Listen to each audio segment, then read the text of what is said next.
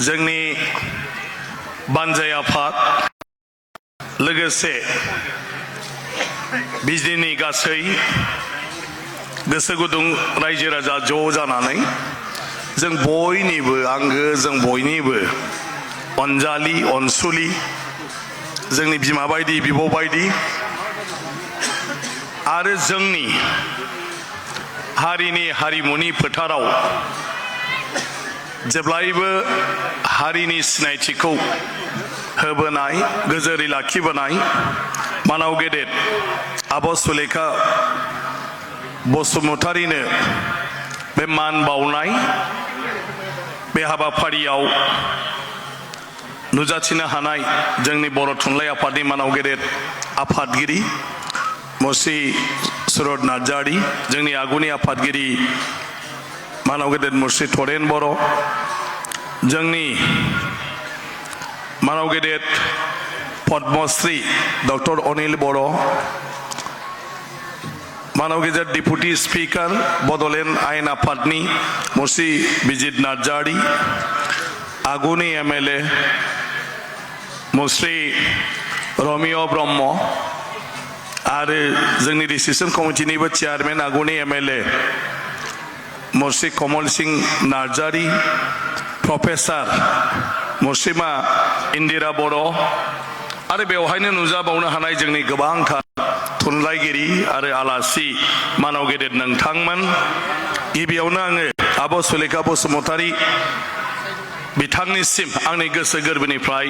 सिबिनाय आरो मानखौ आं बावबाय आरो आं साबायखर बावदों जोंनि बानजाय आफादजों लोगोसे बिजनीनि गासै रायजो राजाखौ जे दिनै आब' सुलेखा बसुमतारीनो बिथांनि जिउआव हारिनि थाखाय जिखिनि भान्दारि होबोनाय जिखिनि अबदान जिखिनि मावबोनाय हाबा बिनि सायाव बे मान होनाय बे हाबाफारिखौ लानायनि थाखाय बेबायदि जों जेब्लायबो जोंनि हारिनि मावथिफोरनो जोंनि हारिनि साफा साफा जायफ्रा बबेबा नङा बबेबा बिथिङाव आखा फाखा रोंखा राखा आरो जोंखौ दैदेनबोदों खामानि मावबोनानै अबदान होबोदों बिसोरखौ जोङो बेबायदिनो मान होनांगौ आरो बे मान होनाय बान्था होनाय बियो जाहैबाय साफा साफा मानसिनि जिउनि हाबायाव बेखौ जों बयबो गनायथि होनाय मानसिया मोनफ्रोमबो खामानियावनो जुदि गनायथि मोनो अब्ला गोसोआव थुलुंगानाय फैयो आरो गोसोआव साननाय फैयो जे जिउआव आं जाय खामानिखौ मावबोबाय थादों बे खामानिया गमामायैनो ओंथि गोनां आं मालाबाबो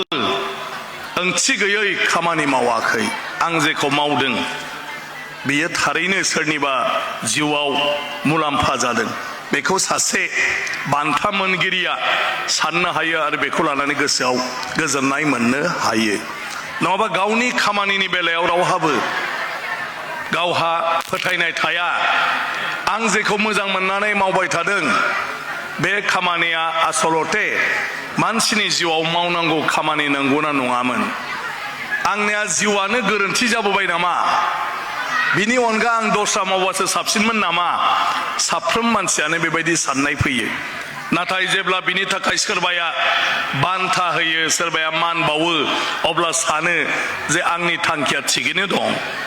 आं जाय हाबाखौ मावदों बे गमामायैनो मोजां मार आरो जिउआव आं बेबायदि आरोबाव आं मावलांनो नाजाबावगोन बेबायदि मोनसे साननाय फैयो बे मोनसे गिदिर स्वीकृति समाजाव बे एप्रिसिएशन बे गनायथिखौ जोंनो नांगौ आरो दिनै आब' सुलेखा बसुमतारीया निश्चय बेखिनिखौ एसेब्लाबो मोनदांगोन जिउआव एसेब्लाबो खुसि जागोन आगोलनि माखासे सानफोरनि दुखु दाहानि बाथ्राफोरखौ लानानै जेफोर ब्रिटिशना फैयोमोन एसेब्लाबो सानगोन दे आंनि जि खामानि बे खामानिया ओरैनो थाङाखै सोरबाया आंखौ नोजोर होदों सोरबाया नायदों सोरबाया आंखौ दिनैहाय स्वीकृति होदों बे मोनसे गोजोननायखौ मोननो हायो आब' सुलेखा बसुमतारीनि बाथ्राखौ जों बुंनानै फोजोबनो हाया आं उन्दै समावनो जेब्ला थाखोबायाव फरायोमोन रेडिअ'आवथ' खोनालाबाय थायो 1989 गरायसराव बर' साहित्य सभा जादोंमोन 82 ना 83 गरेस्वराव बेवहाय आब' सुलेखा बसुमतारीखौ बेबायदि पेन्डेलाव आङो जिरायनानै बिनि मेथाइखौ खोनादोंमोन मानसिजों जाबजों बे मेथाइ खननाया दिनैसिमबो आंनि गोसोआव दं हनै गोमोरलांनो हमदों बर'नि नेरसोना बिराद बोहाबनायमोन आरो मा हनै मोनथिबाय नङा बर'नि नेरसोना गोमोरलांनो हमदों बोरैबा फारि फारि एसे माने जोंखौ फोजाखांनाय आरो खिन्थु आंथ' एमइ स्कुलनिसो फरायसामोन आरो मा बे समाव आरो बेबायदियाव जिरायनानै जोङो सियार गैयामोन जोंना गोदो सियार गैया बेफोरबो बिदि गैया ओरैनो खुनुरुखुम त्रिपाल खाबथाब खुबथाब एसेल' 500 जन 1000 ज'जानाय बाखिया ओरैनो लांदाङावनो जिरायनाय बे समाव आरो बारा थालिर बिलाइनिसो जायोमोन नालाय गोदो गासिबो दा आब' सुलेखाखौ आं बे समनिफ्राय मेगनजों नुबोदों आरो दिनै बोरायलायफैबाय आरो होमब्लाबो आब'खौ नुगासिनो दं आरो खाथियाव मोननानै आङो दिनै गावखौनो गाव जोबोद गोजोननाय मोनो खोब खाथि सोमोन्दो मालाबा थांबा हाबहैयो लोगो मोनो बेबायदि आरो मा आरो बे जोबजासिम दिनै आङो जोबनायाथ' जोबाखै आब'आ दाबो खनबाय थायो आथिखालसिम आब'आ खनबाय थायो आरो आब' बायदि रावबो गैया ओंखारगोन ना ओंखारा बेखौबो बुंनो हाया खारन आब'आ जेरैबायदि मोनसे जेब्लायबो गावनि बे जि टेलेन्ट बर'आव मा होनो गावनि टेलेन्ट सिंगार सिंगिंनि जि टेलेन्ट बेखौ जेरैबायदि आदर खालामबोदों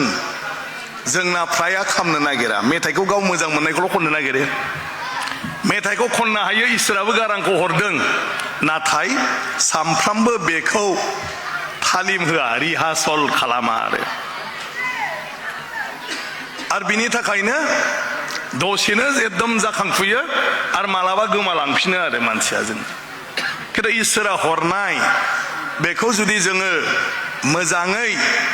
जि खामानियाव फैयो साबसिनै बाहायलांबाय थानो नाजायोब्ला बेबायदि गोबां आब' सुलेखा बायदि जोंहा सिंगारफ्रा लास्टिं मेथाइखौ रोजाबनो हागौमोन आरो दा बिथांमोनखौ आं खावलायदों जे बिथांमोनहाबो आब' सुलेखा बायदि जिउआव बेनोसै आंना होननानै गावनि गारांखौ मोजां लाखिनांगौ जेब्लायबो साबसिननिफ्राय हामसिन बोरै खननो हायो रिहार्सल दा जों लता मंगेशकारनि बाथ्राखौ बुंनो हायो लता मंगेशकारा बिराद मोजां खनगिरि देंखोगिरि सारा बुहुमावनो लता मंगेशकारखौ मोनथिगौ बेबो जेब्लासिम खनदों सिख्ला गोरलैनि बायदि गारां दिहुननानै खनलांदों नाथाय जों खोनायो लता मंगेशकारा सामफ्रामबो 4टा 4:30 सिखारनानै फार्स्ट हारमनियामजों गावनि गारांखौ बे बुरि बैसोसिमावबो बे सारिगामाखौ रिहार्स खालामबाय थायो आरोखि बिदि खालामबाय थायोमोन दा सोबावनो जिउआव बेनो जों जिखि मावा खेला गेलेनानै जुदि खेबसे चेम्पियन जादोंबा आरो बांसिन बियो प्रेक्टिस खालामनांगौ होमब्लासो नेक्स्ट मेडेलखौ मोननो हायो जुदि बे देरगानानै थायो आंजोंलाय सोरानो आं चेम्पियनखा नेक्स्टआव जेनगोना 100% खातां फरायनायाबो बेनो जों जुदि 80-90% मोनोब्ला नेक्स्ट एग्जामनि थाखाय जों बांसिन गोब्राब नाजानांगोन नङाब्ला 60-50%आव फैगोना खातां थिग मेथाइ खननायाबो नों खननाया बिराद मोजां बबेबा मेथाइआव जाफ्लांदोंब्ला नों जुदि रिहार्स खालामबाय थायाबा साननैसोनि उनाव नोङो ओंखारदो होनजागोन स्टेजआव बेबो खातां गतिके ओंखायनो जों नांस्थाबबाय थायोब्ला हायै जेबो गैया गासिखौबो जों हायो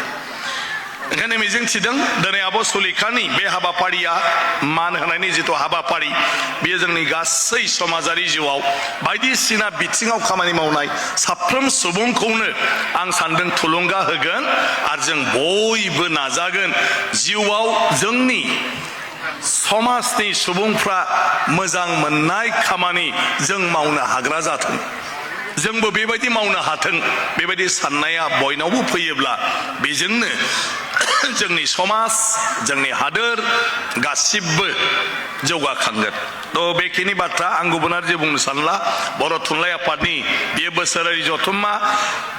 बोसोरफ्रामबो जोङो जथुम्माखौ खुङो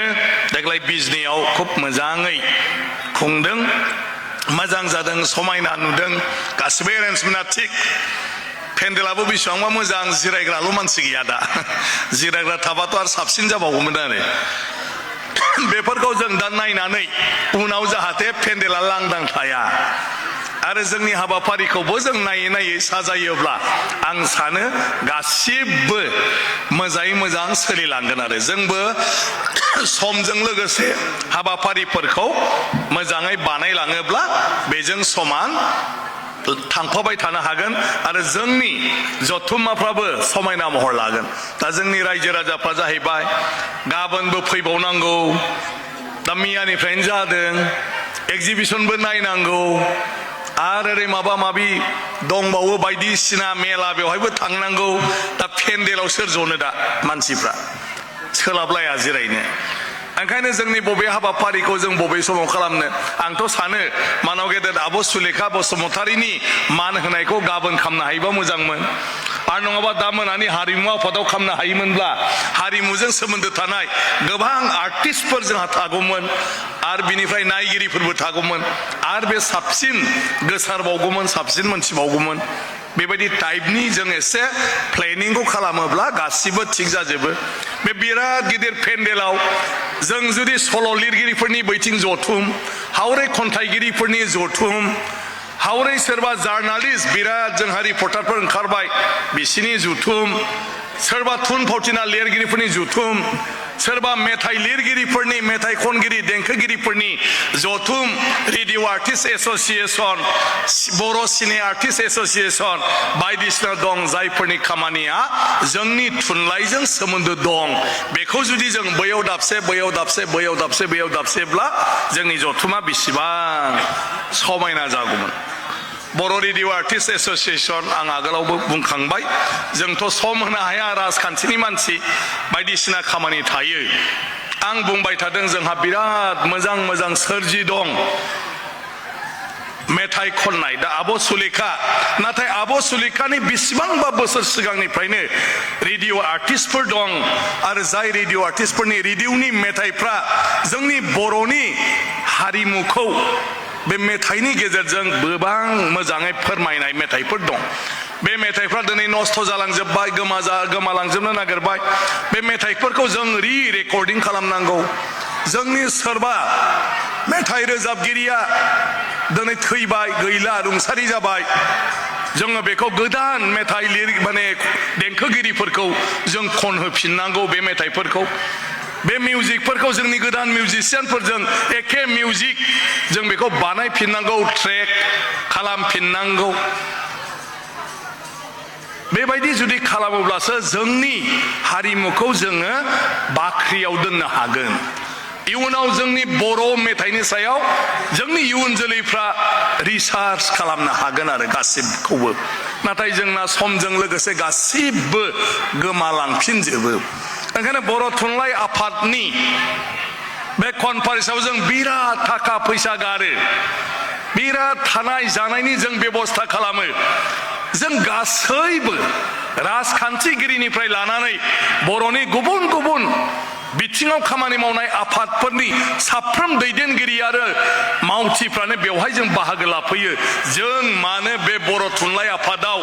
जोंनि गावबा गावनि फोथाराव खामानि मावनायनि सायाव जों बेयाव मानो सावरायलायनो हाया मोनसे खरसायावनो दा साहित्यजों सोमोन्दो गैया बेबो अमाजों अनलाजों माजोंबा जालांखागोन दाहाय बेखौबो जाहोखानांगोन रिसेपसन कमिटिया अब्ला बिसोरो बेवहाय बे ओंखाम बोथिसे रिसेपसनाव मोनजाखागोन बेवहायनो 50 जन 100 जननि मोनसे सावराय जथुमखौ जों मानो खालामनो हाया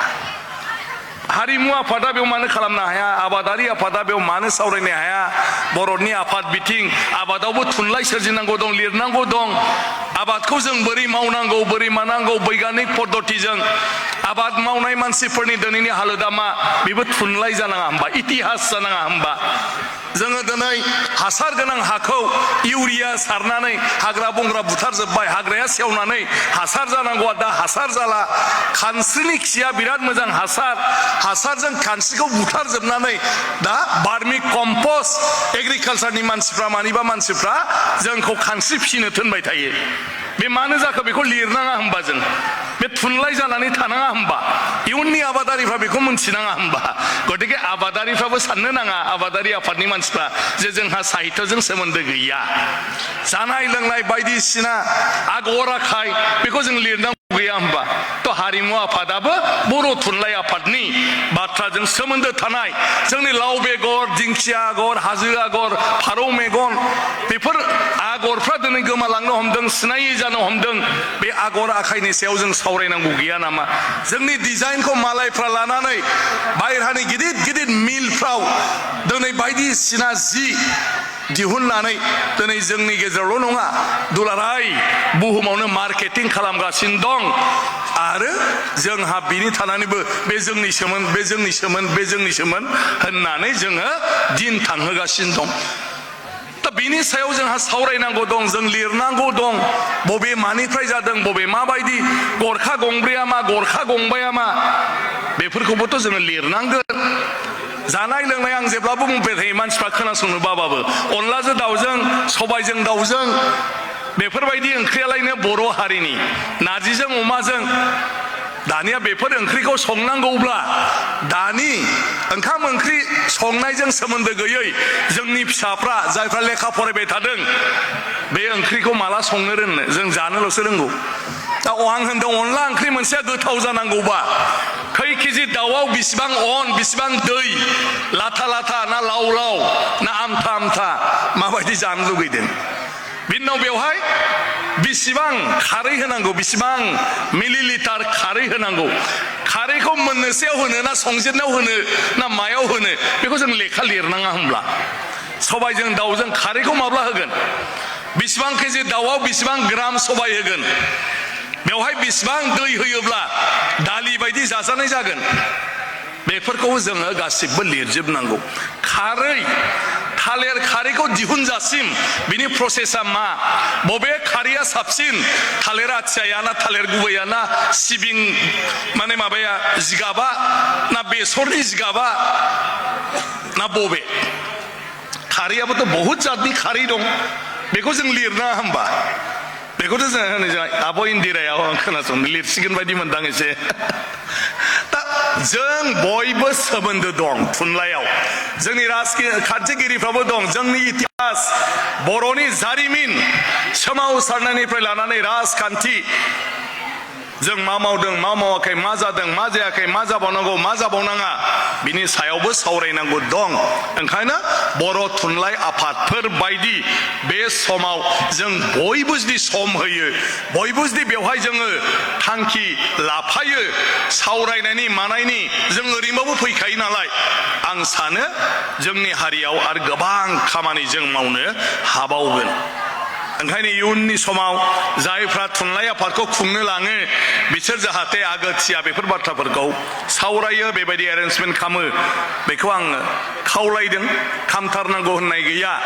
जों बेबायदि साननो हायो नामा थांनाय बाराव आंनि समस्थियाव जादोंमोन डिमाकुसियाव बेवहाय आं माखासे बाथ्राखौ नायनानै खालामदोंमोन बे जेसेबां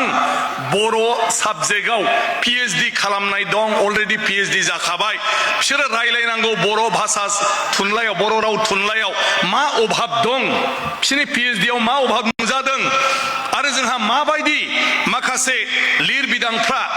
दिनैहाय माने गैया जानानै दं जेराव फरायग्राफोरनि थाखाय समस्या गुबुन रावफोरजों कम्पेयार खालामनानै बै रावफोरा माबायदि थुनलाइ दं आरो जोंहा बे मा थालांदों बेखौ जाहाथे बिसोरो सावरायनानै जोंनो खोन्थानो हायो बा सोरजिनायनि लामा बिसोरबो जाहाथे लानो हायो जेसेबां गोरों गोरा गुबुन हारिनि सुबुंफोर दं जाय सुबुंफ्रा बर' रावखौ मोनथिगौ रायलायो बर' बिजाब फरायो बे मानसिफोरखौबो लानानै आङो बिसिनि नोजोराव बर' रावा दिनै मा अबस्थायाव दं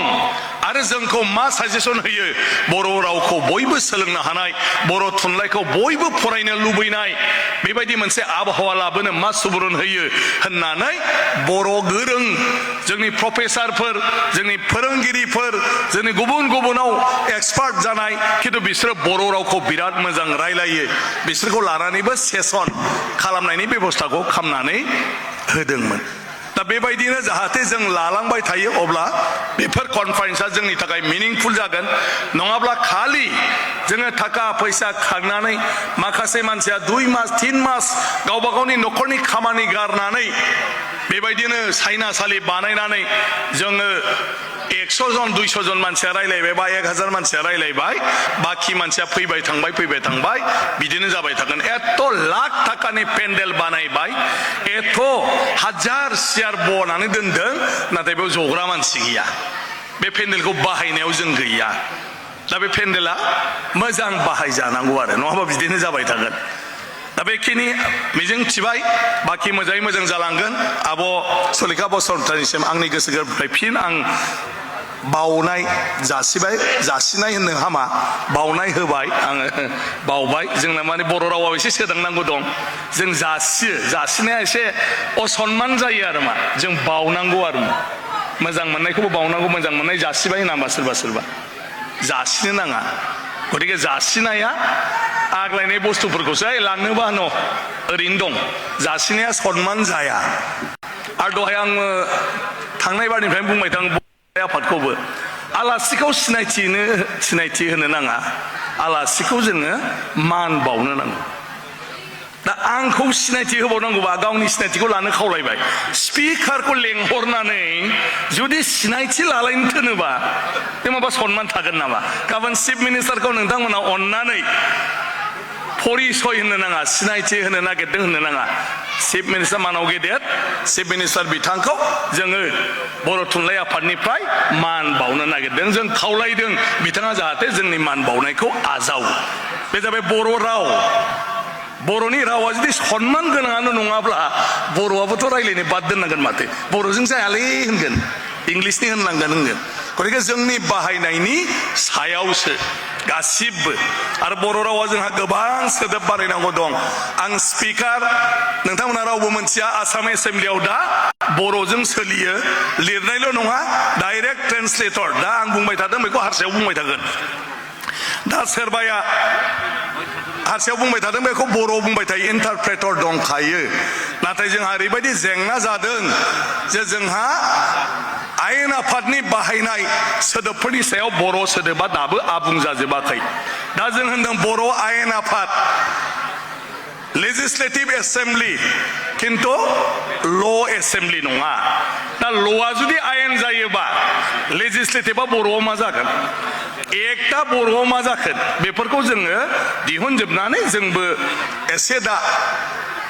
माने माखासे फारागथिखौ जोंबो दिहुनलांनो दरखार दंसै पार्लियामेन्टारि सिस्टेमा बर'नि समाजाव बाहायजायाखै हयथ' आगोलाव राजाफ्रा बाहायदोंमोनब्लाबो गेजेराव गैला खिन्थु दा पार्लियामेन्टारि सिस्टेमाव जोंनि बर' रावखौ जों बाहायनांगौब्ला बिनि बाहायजानाय शब्दफोरखौ बेबहारिक जेफोर शब्द दं जेफोरखौ बेवहाय इउज खालामनाय जायो बेखौ बर' रावाव जोङो दा बानायलांनांसिगौ आरोखि ओंखायनो बेफोर जेंनाखौ जेला प्रेक्टिकेलाव मावनो थाङो अब्ला बेफोरखौ एसे एसे मोनलाङो आं मिजिं थिदों आंनि डिपार्टमेन्टनि मानसिखौबो आं बुंदों जे बर' थुनलाइ आफाद बर' राइटार एकाडेमि मा दं बिथांमोनजों बेनि सायाव रायलायबाय थानांगौ एसेम्ब्लिनि साख्रिआवलाफ्रा बिनिफ्राय बे सोदोबफोरखौ लासै जोङो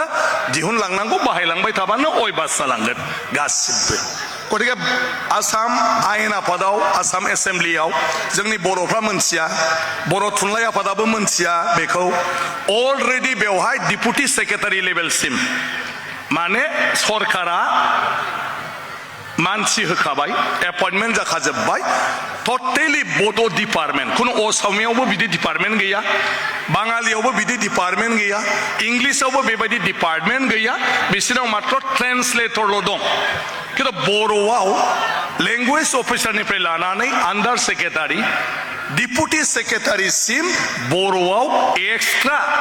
माने ब्रान्च दंसै आरो आसाम लेजिस्लेटिभ एसेम्ब्लियाव गतिके बर' डिपार्टमेन्टआ लेजिस्लेटिभ एसेम्ब्लियाव बर'नि रावखौ मोजाङै बाहायनो थाखाय बे ब्रान्चआ बर' थुनलाइ आफादजों माजों थोंजोङै खामानि मावनो हायो इभेन माबाफोर थाखा फैसा खरसा नांगौबा लेजिस्लेटिभ एसेम्ब्लिनि बड' डिपार्टमेन्ट बड' ब्रान्चआ फैसा बाहायनो हागोन नाथाय आं गैयैनि उनाव आंथ' गैला मास मोननै मोनथामल'सै आं स्पिकार जागोन आरो आं गैयैनि उनाव जोंहा बे एसेम्ब्लियाव जुदि बर' रावखौ मोजाङै बाहायलांबाय थानांगौबा साफ्रोम बर' एमएलए मन्थ्रिफ्रा एसेम्ब्लिखौ एसे खबर लानांगोन आरो बे बाथ्राया जोबोद गिदिर बर' थुनलाइ आफादा आं सानो बेफोरखौ नोजोर होयोब्ला मोजां जागोन जे जोंनि बर' एमएलए आरो बर' मन्थ्रिफ्रा आसाम आयेन आफादनि बर' रावखौ जाहाथे जेब्लायबो नोजोर होयो आरो माबाफोर थायोब्ला आसाम आयेन आफादनि जि डिपुटि सेक्रेटारिनिफ्राय लानानै अफिसार स्टाफफोर दं बिसोरजों रायलायनानै स्पिकारखौ जाहाथे बुंनानै होयो जे बर' रावाव नैबे नैबे माबाया जायाखैनो एसे नोंथाङा अननानै स्पेसियेलि बे बर' ब्रान्चनि मानसिफोरखौ हेल्प खालाम बेवहाय फाइनान्सियेलि सेंसन हो बिसोरनि ट्रेन्सलेसननि थाखाय फैसा हो बिदि होननानै मन्थ्रि एमएलएफ्रा स्पिकारखौ बुंबाय थानांगोन उनावहाय बे माने इउपिपिएलनि एमएलएआनो जा बिपिएफनि एमएलएआनो जा बिजेपिनि एमएलएआनो जा कंग्रेसनि एमएलएआनो जा बर' एमएलए नालाय बियो बर'नि थाखाय बेवहाय खामानि मावनांगोन आरोखि गतिके बेफोर बाथ्राफ्रा दा बिराद सावरायनांगौ दं नङाबा जोंनि जुजिनाया ओंथि गैया जुग जुग बेसेबां जुजिबोखो मानाव गेदेर जयभद्र हागजेरनि बाथ्रा सनाराम थावसेनि बाथ्रा जोङो बुंबाय थायो बिथांमोना बेसेबांबा गोजाननि मानसिब्लाबो बर' थुनलाइ आफादाव मन्थ्रिमोन बिथाङा बे समावबो माबायदि बिबान लायामोन बर' रावखौ जोंना रं कनसेप्ट जाबाय थायो जे बर'आ बर'फोरनिल' डिमासानि नङा सोरनिबा नङा नाथाय बे समाव जोंनि कसारिनि रावखौ थुनलाइयारि बिथिङाव जौगाखांहोनो थाखाय बर' थुनलाइ आफादा जेब्ला खामानि मावनो थांखि लाबाय बे समाव जों बबेनिफ्राय जुरिनो तो जोंनि गेजेराव जिफोर डाइलेक्ट दं बे डाइलेक्टनि गेजेराव बर' रावानो जाहैबाय बयनिख्रुइबो एडभान्स बयनिख्रुइबो बियो मोनफ्रोमबो बिथिंखौनो फोरमायनो हानाय ग्रामाटिकेल बे सोदोब बाहायनाय बायदिसिनाफ्रा राव दानायफ्रा बेयाव देंखाजोबो ओंखायनो डाइलेक्टजोंमोन नालाय बर'खौनो गुदि लाना लोगोसे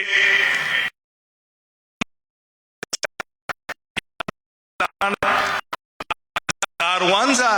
दौरियानो जा जियानो जा बेफोरबायदियाव बाहायनाय सोदोबफोरखौबो लानानै बे बर' राव थुनलाइखौ बर' थुनलाइखौ दिनैहाय बे हालोदसिम जोंनाव बुजा बुजि जानो नागिरो जे बे बर'आ डिमासा नङा बर'आ डिमासाबोमोन गासिबोमोन रावखौ गायसननो थांनायनि बेलायाव जि रावा अलरेडि बाहायजायो जि रावा गासिबो बिथिङाव बाहायजानायाव ग्रामारनिफ्राय रावखान्थिनिफ्राय लानानै सोदोबसिम आंखाल गैया गतिके बेखौनोथ' बाहायगोन बेखौनो लिरगोन दा बे रावा बर'फोरनि डाइलेक्ट आरो बे डाइलेक्टखौनो दिनैहाय बाहायनानै थुनलाइ जाबाय आरो मा बर' थुनलाइ दा बेबायदि बाथ्रा जियानो जायाथों नाथाय गोबां बोसोर जाबाय दिनै बर' रावा 9थि सिडुल मोनबाय बर' लिरगिरिफ्रा दिनैहाय साहित्य एकाडेमि बिनि गेजेरजों जों सन्मान मोननो हाबाय स्वीकृति मोननो हाबाय बर' राव थुनलाइनि बेलायाव दा बेबायदि जोंहा गोबां बेलायावनो माखासे जोङो सरकारि भाबै मोननांगौ मोनथायखौ मोनबाय नाथाय जोङो गुबैयैनो जोंनि रावखौ इंलिसफोरबायदि गुबुन रावफोरबायदि बोरै मालायाबो बाहायजानाय मालायजोंबो रायलाय जानाय मालायजोंबो बुजिजानाय खालामनो बेखौ जोङो दा बयबो सानलायनांसिगोन आरो थुनलाइनि खामानि मावनायनि बेलायाव जोंनि साननांगौआ बे दासिम जोंहा बर' रावखौ मालायखौ फोरोंनो थाखाय जोंहा टेक्सट बुकआ जेसेबां नांगौ बेबायदि जाजोबाखै आसाम आयेन आफादाव गासै अफिसारफोरखौ बर' फोरोंनो लानाय जादोंमोन बेवहाय बे आंखाला नुजायो दिनै जेसेबां UPSC नि केडारफोर दं बिसोरखौबो बर' रावखौ फोरोंनो लानाय जादों बेवहाय बे आंखाला नुजायो दिनै आसामनि गिबि मन्त्रि डक्टर हिमन्त बिश्व शर्मा बिथाङा आंखौ बुंबाय थादों जे आसाम सेक्रेटारियेटनि अफिसारफोरखौबो आसामनि एसेम्ब्लिया बर' राव फोरोंनांगौ दा बर' राव फोरोंनो थाखाय बर' राव सोलोंग्राफोरनो जोङो जि नांगौ रोखोमनि बिजाबफोर होनांगौ बे बिजाबा जोंनाव दाबो एभेलेबल जाजोबाखै दा बेखौ जों बोरै खालामनो हायो गोरलैयैनो बर' रावखौ गुबुना सोलोंनो हानाय जोंनाव दं बर'आ बर'खौ माब्रैहाय गेबेङै लिरो बेखौ बर'आल' बुजिगौ नाथाय हारसाफोरखौ बुजिहोनो हानाय गुबुन जातिफोरखौ बुजिहोनो हानाय गोरलै बे रोखोमनि जोंनो एभेलेबल बिजाब नांगौ सोदोब बिहुंनिफ्राय लानानै जोंनि राव बाहायनाय रावफोरखौ माब्रैहाय गेबेङै जों बुंनो हायो बेफोरखौ बाहायनाय हिनजाब सोदोब दाजाब सोदोब गासिबखौबो बेखौ जोंनो नांगौ आं सानो बर' थुनलाइ आफादा जुदि फिसा लेभेलाव बिनि सायाव सावरायनानै सानैसो मानसिखौ बिबान होनानै मावहोयोब्ला हयथ' 1-2 मासनि गेजेरावनो जों खालामनो हागोन मानो होननानै बुङोबा बर'फ्रा दा फैसानि आंखाल गैया फैसानि जेबो आंखाल गैया बर'फ्रा सब खालामजोबनो हायो बड'लेण्ड सरकारा 2 कोटि 3 कोटि 5 कोटि 10 कोटिबाबो होनो हायो जुदि जोंहा बर' रावखौ डेभेलप खालामनायनि माबाफोर प्रजेक्ट खालामोब्ला दिनै जोंहा डिपार्टमेन्ट दं लेंगुवेज डिपार्टमेन्ट बर'नि जि गोरोबथा जों बेफोरखौ फराया रावबो बर'नि गोरोबथा 2003 मायथाइयावनो बुंखानाय जादों जे बड'लेण्डखौ मानो दादों बड'लेण्डखौ दादों बर'फोरनि राव हारिमु थुनलाइ जोंनि समाजारि बायदिसिना आसार खान्थि बेफोरखौ रैखाथि होनाय आरो बेफोरखौ माब्रैहाय जौगाहोनो हायो आरो माब्रै बेखौ प्रिजार्भ खालामनो हायो बिनि थाखायनो बे बड'लेण्डखौ दानाय जादों दा जों बेसेबां बाहायदों बेखौ बे जोंनिसो बाथ्रा जों बेसेबां बाहायखो भारत सरकार आरो आसाम सरकारा जि थांखिजों बड'लेण्डखौ होदों रोखा रोखा लिरखानानै होदों बेखौ जों बेसेबां बाहायदों बर'आव जोंनाव थियाटार डिपार्टमेन्ट दं बर'आव जोंनाव कालचार डिपार्टमेन्ट दं बर'आव जोंनाव सिनेमा डिपार्टमेन्ट दं बर'आव जोंनाव लेंगुवेज डिपार्टमेन्ट दं बड'लेण्ड टेरिटरियेल काउन्सिलाव आरो जों मानो आन्दलन खालामदोंमोन जोंनि थामोनथा रैखाथि जोंनि थामोनथाया मा राव हारिमु थुनलाइ आरो जोंनि समाजारि सोलोंथाइ गासिबो बेखौ जाहाथे जोङो फोथांनानै लाखिनो हायो बेखौ लानानै सानफ्रोमबो जों जाहाथे सोलिनो हायो बिनि थाखाय जों सोमावसारदोंमोन बिनि थाखायनो हाजार हाजार मानसिया जिउ गोमानांदों आरो बिनि फिथाइ महरै जों बड'लेण्ड टेरिटरियेल काउन्सिलखौ भारत संबिजितनि 6थि सिडुलनि गेजेरजों मोनदों जे बिनि गेजेरजों नोंथांमोनहा बर' जाथिनि राव हारिमु थुनलाइ गासिबो थामोनथानि जेफोर मावनांगौ खामानि दं बेखौ मावनो हागोन बे मथे डिपार्टमेन्ट होबाय दा जोंहा थियाटार डिपार्टमेन्ट दं जोंनि थियाटारनि स्टेजनि बैसाङानो मोसानो गिथावथाव एकदम गोफोनजोब आंखौ खननैसो बेखेवनो लेंदों बे बेखेवनायाव आङो थाङोबा एकदम बैसांनि दंफाङानो गोफोनजोब स्टेज पेन्डेला नायथावा गेलारियाबो जथावा बे थियाटारफोरनो जों मानो 800 थाखा 1000 कोटि थाखा बोसोरसेयाव मोननानै थियाटार डिपार्टमेन्ट थानानै बर'नि राव हारिमु थुनलाइखौ फोथांनो थाखाय फेहेरनो थाखाय जि मोनथाय होदों बे थियाटारनो जों मानो 1 कोटि थाखा होनो हाया जि थियाटाराव 50 जन 60 जन जोङो मोसाग्रा डाइरेक्टर लिरग्रा मावग्रा दांग्रा दं बिसोरबो बेजोंनो सोलिबाय थायो बेखौ जों मानो फोथांनानै लाखिनो हाया बुजिबाय ना दा बेखौ जों मावनांगौ दंना गैया सिनेमा गुरुदेव कालीचरण ब्रह्मआ जोंनि आदर्श बिनि डकुमेन्ट्रिनि थाखाय जोङो 2 कोटी 3 कोटी 5 कोटी जों मानो प्रजेक्ट लानानै खामानि मावनो हाया बर'नि धोरोमालायनो बाथौ धोरोमनि उत्पन्नआ बबेनिफ्राय सोमजिखो मोनसिंसिं बोरायनि जिउ जारिमिना मा बेफोरखौ लानानै बाथौ सिबिनाय बर'फोरनि धोरोम आसार खान्थिया मा बेनि सायाव डकुमेन्ट्रि जों मानो खालामनो हाया मानो 2 कोटी 5 कोटी थाखा बेयाव गारनो हाया बड'फायानो जोंनि गोदान दानि बर'नि जिउखौ होदों सम्पूर्ण भाबै गावखौ गासिबखौबो बावसोमनानै बे बड'फानि जि बिनि जिउ जारिमिन बिनि जि सोमावसारनाय बे समनि जोंनि जाथिनो होनाय गियान बोसोन बेखौ जों मानो डकुमेन्ट्रि सिनेमा खालामनो हाया जेराव जोंहा मेरला थाखा फैसा दं ओंखायनो होनदों थाखा फैसा मेरला प्रजेक्टआ खालामनांगौ आरो जों मावलांनांगौ आरो मा दा बर'फ्रा जेबो आंखाल गैया खामानि प्रजेक्टनिसो आंखाल प्रजेक्ट जों मा मावगोन जियानो जाथों एसे बयबो बाबाय आन्दाज मोनबाय आं मोसानो लेंहरबाय थादों गासिबो आं दहाय बैसाङावबो फैनो नागिराखैमोन जेखौ मोजां मोनो बेखौ मावबाय था आंलाय थांनानै मानो डिस्टार्ब खालामनो खिन्थु फैबाय बैसाङाव गाखोबा साहित्य सभा नालाय ओंखारफ्लाङो आरो मा खोथाया जोंबो बोरायहांबाय नालाय उन्दैनिफ्राय नुबोनायखाय बयनिसिमबो गाहाम हामलायनाय थाबाय मोजाङै मोजां सोलिनानै बयबो मोजाङै मोजां सहैथों